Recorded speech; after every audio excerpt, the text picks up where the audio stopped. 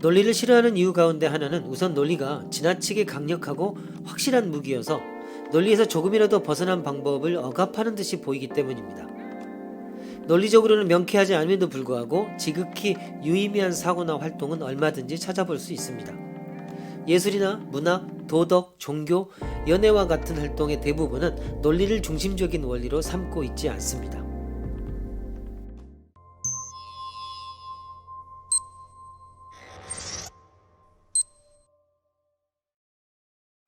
소수란 일과 그 자신 이외의 자연수로는 나눌 수 없는 자연수를 가리킨다. 그렇다면 소수 중 가장 큰 것은 존재할까? 이는 단순한 질문이지만 개인의 뇌의 성능을 넘어선 문제이다. 아무리 똑똑한 사람일지라도 직관으로 생각해서는 절대로 정답을 도출해낼 수 없다. 그래서 논리보다는 직관의 지름길을 가는 방법이 더 나을 수도 있다. 최대의 소수는 존재하지 않는다를 증명해 보시오.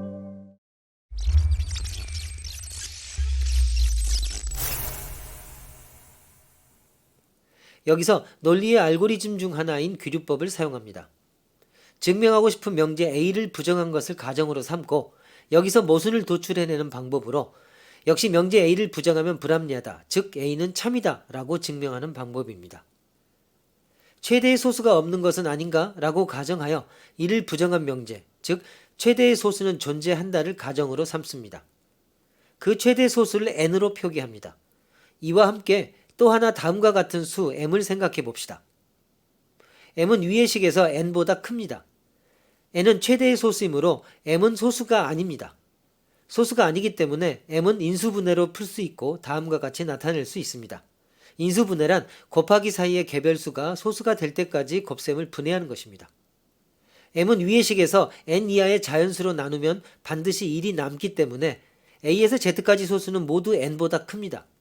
그러나 이는 n이 최대의 소수라는 가정에 모순됩니다. 그래서 최대의 소수는 존재한다 라는 가정이 틀렸다는 것을 알 수 있습니다. A이면 B이다를 증명하기 위해서 B가 성립하지 않는다는 모순에서 A가 아니다 라고 결론을 내렸습니다.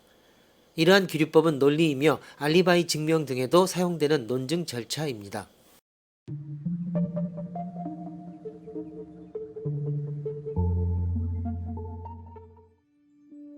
증명에는 직접 증명법과 간접 증명법이 있습니다. 예를 들어 한 교실에서 이 방에 인간 이외의 동물이 있다를 증명하고 싶다고 가정해 봅시다.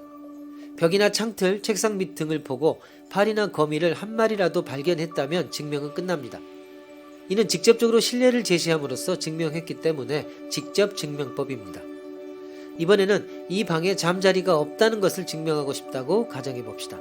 이 방에는 책상이나 의자의 그늘이 많으며 모두가 샅샅이 조사해보고 동시에 많은 장소를 시야에 넣을 수는 없습니다.